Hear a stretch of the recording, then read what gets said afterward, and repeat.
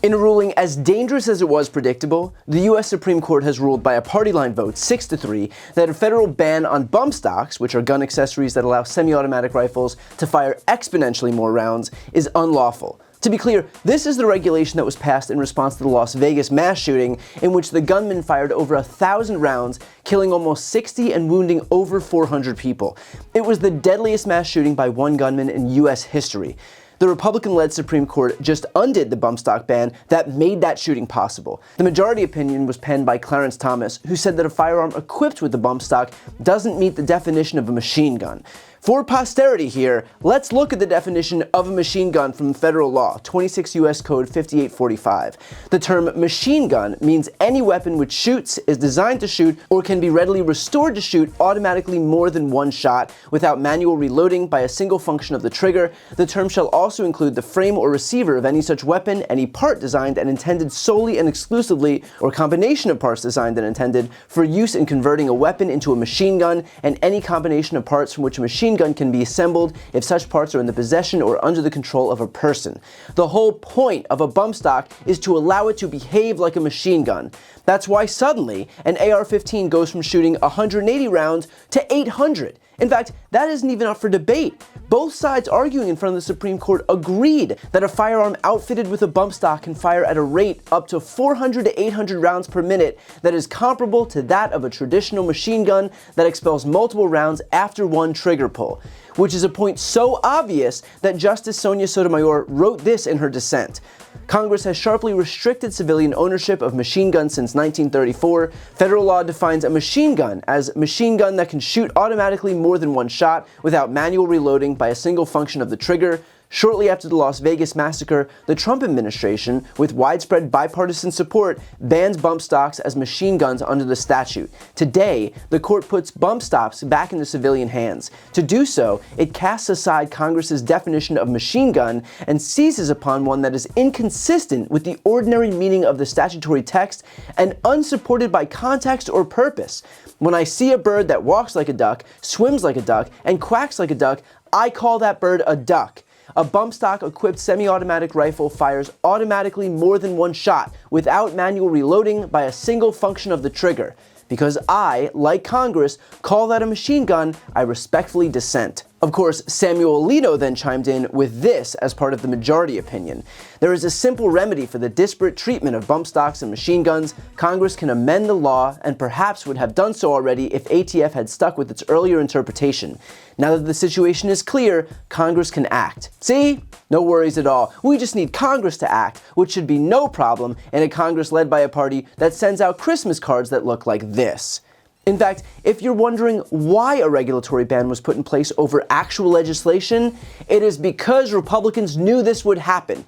Take a look at this headline from 2017. Siding with NRA, Paul Ryan calls for regulation but not law on bump stocks. Think long and hard about why the NRA might not have wanted a law banning bump stocks, but that they were fine with regulation.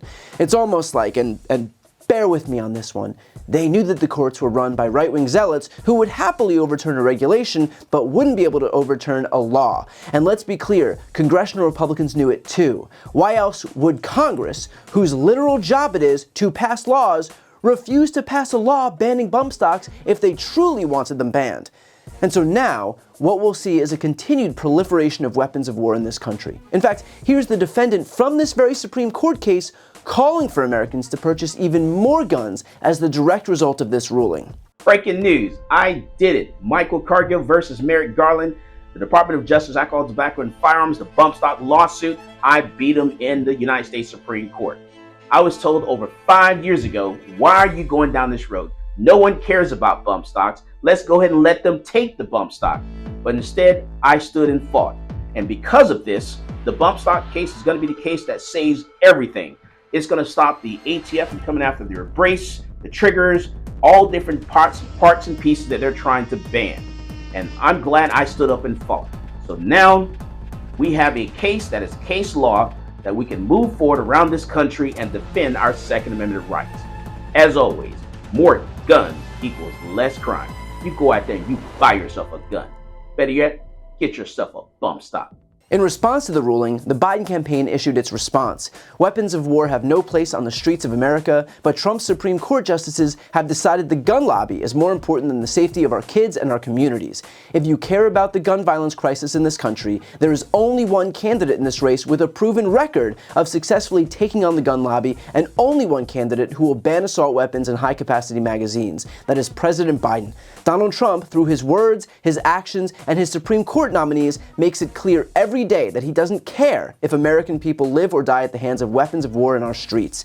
He tells us to get over it. Trump only cares about the safety, security, and freedom of one person, Donald Trump. And they're right. Trump may have passed a precarious regulation to ban bump stocks in response to the incredible pressure in the aftermath of the Vegas shooting, but when it comes to these shootings themselves, I want to be clear, he has little sympathy.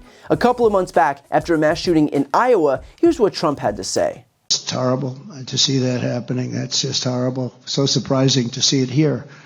But we'll have to get over it. That we have to get over it, which prompted this response by Joe Biden. Along with Dianne Feinstein, passed the first limitation on assault weapons and the number of bullets that could be in a rifle. The idea anybody needs 100 rounds in a rifle and an AR-15.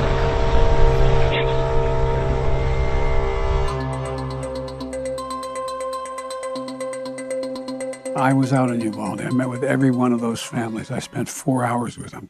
I looked at the pain in their faces. I saw what they felt. I could feel it. And the idea that, and you know, his phrase on another context where there was a mass shooting, I think it was in El Paso, they said, what to do? I said, just get over it. Got to get over it. The simple fact is that Republicans are okay living in a country where mass shooters can fire off 800 rounds per minute. Let's be clear, there is one purpose for that and one alone: to kill as many human beings as possible. Outside of war, there is quite literally zero need for weaponry like this. And yet, this is what Republicans are fighting for. Not jobs, not lower costs, not healthcare, but this. All while beating their chests as the pro-life party. If you can explain to me how fighting to allow a weapon that could ostensibly kill 800 humans per minute aligns with your pro-life values, I'm all ears. But at the risk of leaving you feeling without agency, I'll offer this. Clarence Thomas is 75 years old. Samuel Alito is 74. John Roberts and Sonia Sotomayor are both 69. If Donald Trump wins in November, he is virtually guaranteed to appoint replacements for 2 of these justices, if not more. Meaning that on the ballot this November is the Supreme Court majority for virtually the rest of our lives. And look, I understand that for many people, Joe Biden may not be your first choice. I understand that a lot of people are unhappy with how he's dealt with Israel and Gaza. I understand a lot of people are unhappy about the cost of groceries and the cost of housing and inflation. I understand a lot of people are unhappy about his age. Everyone is 100% entitled to their qualms about how he's presided.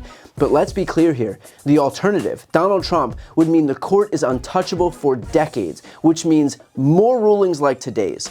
Which is to say nothing of the massive implications for abortion and contraception protections, for fair maps, for gerrymandering for the Voting Rights Act, for Trump's own prosecutions and this insane notion of presidential immunity, and for democracy as a whole. Joe Biden isn't perfect, but we are kidding ourselves if we're not recognizing what's at stake if Trump manages to win in November. The court will be the least of our problems, but it will be a massive problem, and it will plague us for the rest of our lives. I understand that some people want to use their vote to punish Joe Biden, but we're not just voting on what's happened in the past, we're voting on what kind of a country we want to live in the future. Today's ruling by the Supreme Court puts that into a little bit better perspective.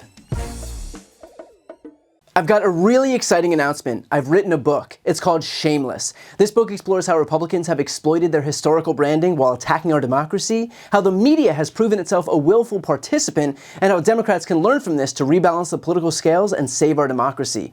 It has been a lifelong dream of mine to write my own book, and so I'd like to ask you to pre-order it by clicking the link right here on the screen. And if you buy within this pre-order period, your book is going to come with a signed nameplate.